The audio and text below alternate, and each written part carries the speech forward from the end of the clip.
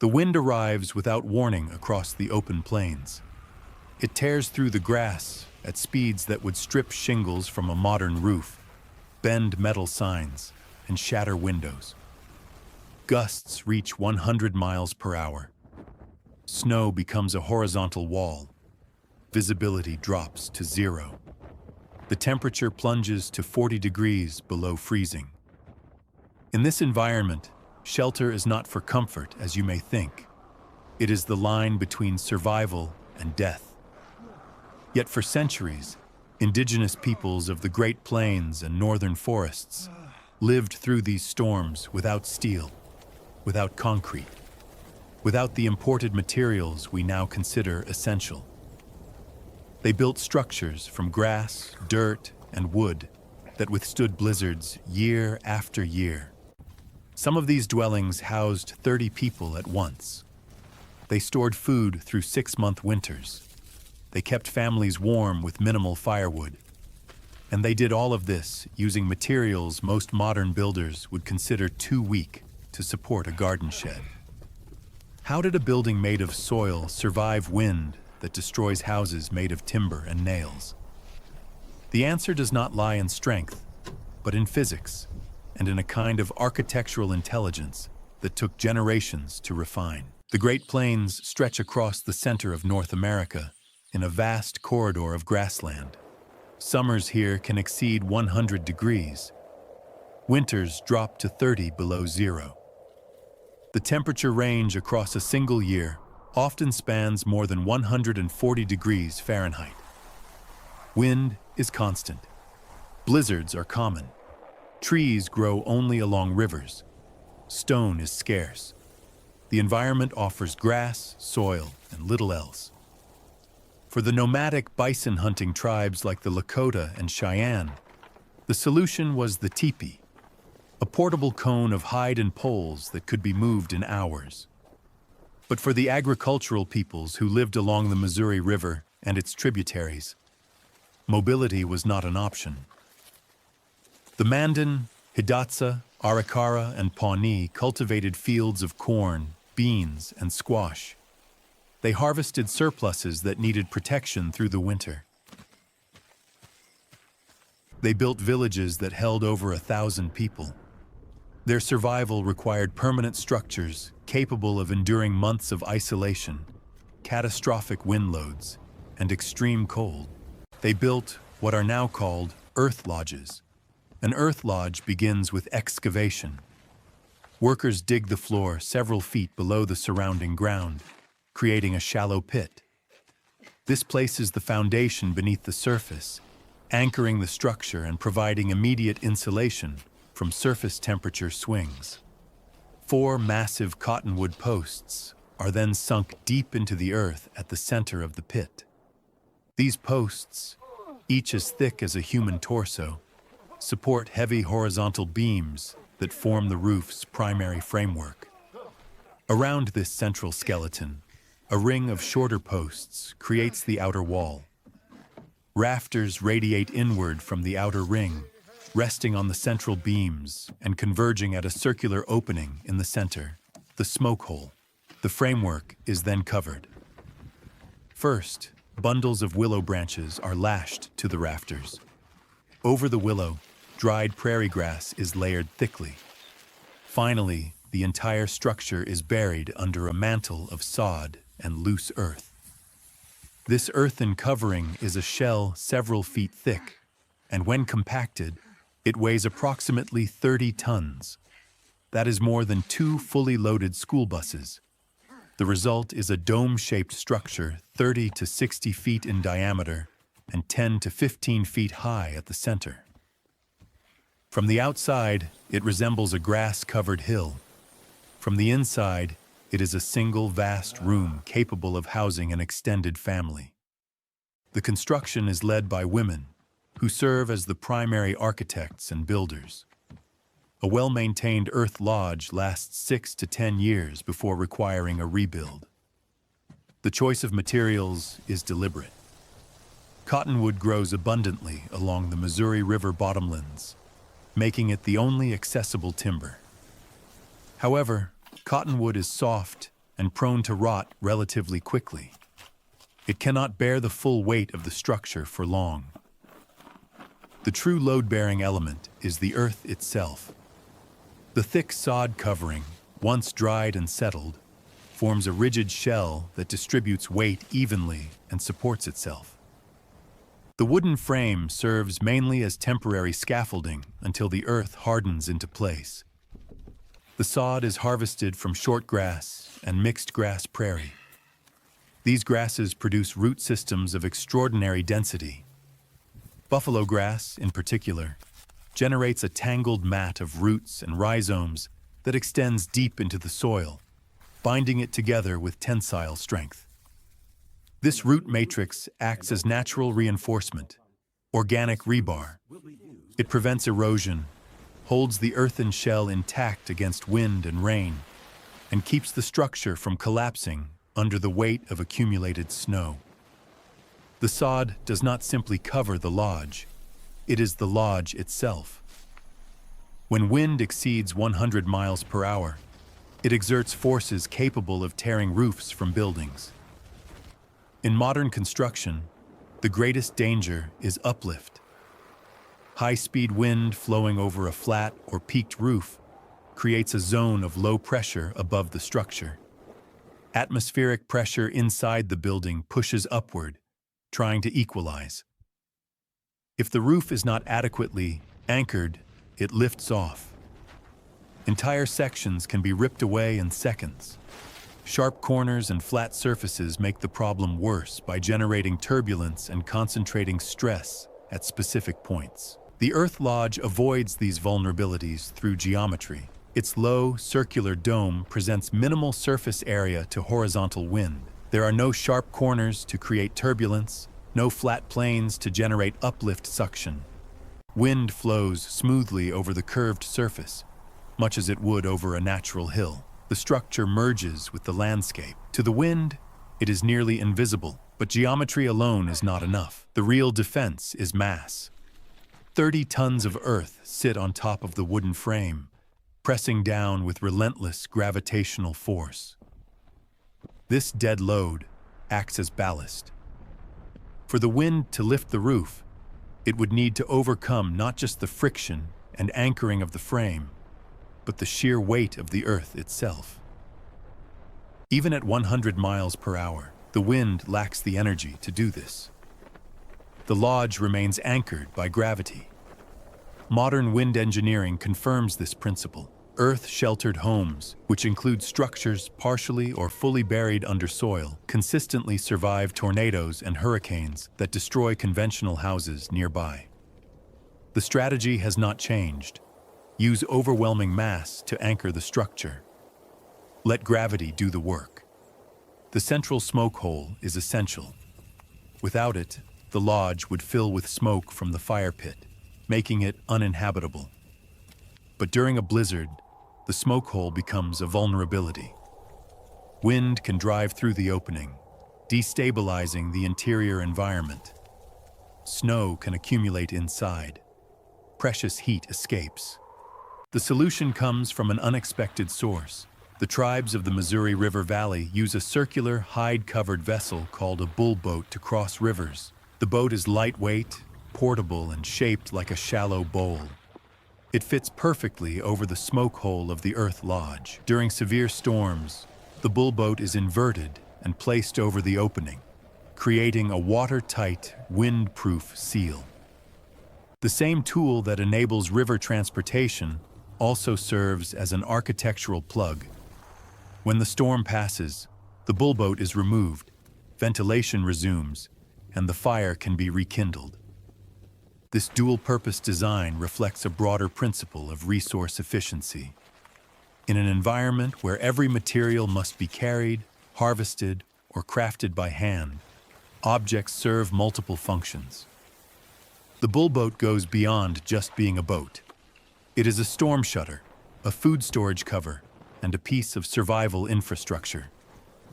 Wind resistance is only half the challenge. The other half is cold.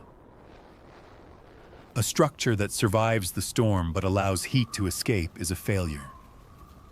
The Earth Lodge addresses this through thermal mass, a principle that governs how materials store and release heat. Earth has high thermal mass. It absorbs heat slowly and releases it slowly. When a fire burns inside the lodge, the thick earthen walls gradually warm up, storing thermal energy. After the fire dies down, the walls continue to radiate that stored heat back into the interior. This process, called thermal lag, buffers the space against rapid temperature swings. Historical accounts note that the interior of an earth lodge remains warm well into the night after the fire has diminished. This is the opposite of insulation. Insulation, like the fiberglass in modern walls, prevents heat from moving through a material. Thermal mass, by contrast, allows heat to move through, but slowly. The thick earth walls act as a thermal battery, charging during the day and discharging at night. The result is a stable interior climate that requires far less fuel to maintain than a thin-walled structure. The semi-subterranean design amplifies this effect. Below the frost line, the Earth maintains a relatively constant temperature year-round, typically between 45 and 55 degrees Fahrenheit. By excavating the floor below grade, the lodge taps into this geothermal stability. Heat loss through the floor is minimized. The ground itself becomes a heat reservoir. During heavy snowfall, the dome-shaped roof naturally accumulates snow. This snow acts as an additional insulation layer, further reducing heat transfer through the roof. The lodge becomes progressively more insulated as winter deepens. Inside, the heating system is optimized for efficiency. A central fire pit provides direct heat for cooking and warmth. But for sustained overnight heating, a different technique is used. Rocks are heated in the cooking fire until they glow. Using antler tools, the hot stones are transferred to a secondary warming pit. These stones release steady, radiant heat for hours without requiring continuous fuel consumption. Elevated sleeping platforms take advantage of rising warm air, positioning occupants in the warmest zone of the lodge. Every element of the design works to maximize comfort while minimizing the expenditure of firewood, a resource that must be gathered from distant river groves and hauled back to the village.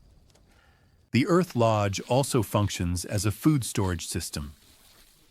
Integrated into the floor are bell-shaped cache pits, large holes lined with willow branches and grass. These pits serve as underground vaults for dried corn, beans, squash, and sunflower seeds. The depth of the pits places them in the same stable geothermal zone that protects the living space. Temperatures remain above freezing year-round. Moisture levels stay low. Grains stored in these pits can last through the entire winter and into the following spring. For the Pawnee, the Earth Lodge was also a sacred structure, a physical embodiment of the cosmos. The circular form represented the universe. The central smoke hole was the pathway through which the creator god, Tirawa, entered the world.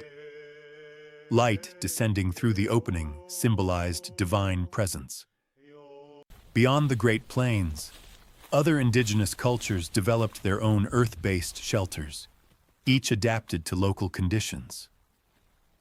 In the plateau and subarctic regions, where winter temperatures could drop to -40 degrees Celsius, the pit house, or kukuli, took the semi-subterranean design even further. These structures were excavated as deep as 5 feet into the ground, maximizing geothermal protection. The entrance was often a below-grade tunnel that acted as a cold trap, allowing air circulation while preventing heat loss.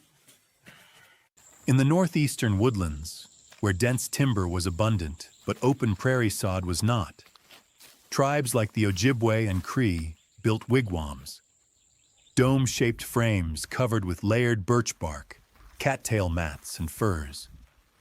The interior walls were lined with panels that created dead air spaces, which were often filled with moss or fragrant boughs. Dirt or snow was piled around the base to seal drafts. Like the Earth Lodge builders, The Ojibwe used heated stones in warming pits to extend heat through the night. The materials differed, but the principles remained consistent. Maximize thermal mass, minimize heat loss, and use the environment as an ally rather than an enemy. The Earth Lodge and its regional variations were eventually abandoned. By the late 19th century, reservation policies and forced relocation disrupted the settlement patterns that had sustained these villages. The knowledge of how to build and maintain these structures began to fade. Younger generations grew up in government-issued housing. The specific techniques, including how to select sod, where to place posts, and how to time the harvest of willow and grass, were no longer passed down. But the principles embedded in these designs have resurfaced. In the 1970s, during the global energy crisis, architects and engineers rediscovered earth-sheltered construction. They found that homes built partially underground, with thick earthen roofs and walls, required significantly less energy to heat and cool. These structures survived tornadoes that leveled neighboring homes. The physics had not changed. High thermal mass, low aerodynamic profile, earth berming, and integration with site topography. These were the same strategies the Mandan and Pawnee had used centuries earlier. Modern builders now use concrete and synthetic insulation instead of sod and willow. They employ mechanical ventilation instead of smoke holes, but the core logic is identical. Use the earth as both shield and battery. Let mass provide stability. Design with the forces of nature rather than against them. The Earth Lodge represents a kind of knowledge that cannot be recovered from blueprints or measurements alone. It was built through observation, watching how wind moved across the prairie, noticing which grasses formed the densest root mats, learning how long cottonwood could bear weight before rotting, and understanding the relationship between fire placement and smoke flow. This knowledge accumulated over generations. Each village refined the design slightly. Each family passed down techniques to their daughters, who would one day lead the construction of the next lodge. When the tradition ended, much of this detail was lost. We know the general structure. We have archaeological evidence of post holes, fire pits, and cache storage. We have historical accounts from traders and ethnographers. But we do not know the exact proportions, the seasonal timing of construction, the specific methods used to bind sod layers, or the rituals that accompanied each stage of building. These details existed in practice, not in writing, and they vanished with the people who held them. What remains is the proof that it worked. The structures stood. Families survived winters that would have killed them in lesser shelters. Villages thrived in one of the harshest climates on the continent. The Earth Lodge was not a primitive dwelling that barely functioned. It was a sophisticated, multifunctional system engineered to solve overlapping problems of wind, cold, food storage, social organization, and spiritual practice, all using materials available within walking distance. Across time and geography, human beings have solved the problem of survival in radically different ways, but certain patterns recur. When resources are limited, intelligence compensates. When the environment is hostile, observation becomes the primary tool. The Earth Lodge is a testament to what can be achieved without access to metal, glass, or fuel, when the only materials are grass, dirt, and wood, and the only energy source is human labor and fire. The structure worked because it was designed with humility. It did not try to dominate the environment. It did not attempt to create an artificial climate sealed off from the world outside. Instead, it worked with the forces it could not control. It used gravity to resist wind. It used thermal mass to smooth temperature extremes. It used the earth itself as insulation, anchor, and storage. It turned limitation into strategy. This is the lesson that endures. Survival is not about overpowering nature with superior technology. It is about understanding the environment deeply enough to use it as an ally. The Earth Lodge did not conquer the blizzard. It became part of the landscape. Low, solid, insulated, and immovable. The wind could scream across the plains at 100 miles per hour, and inside, a family slept in warmth.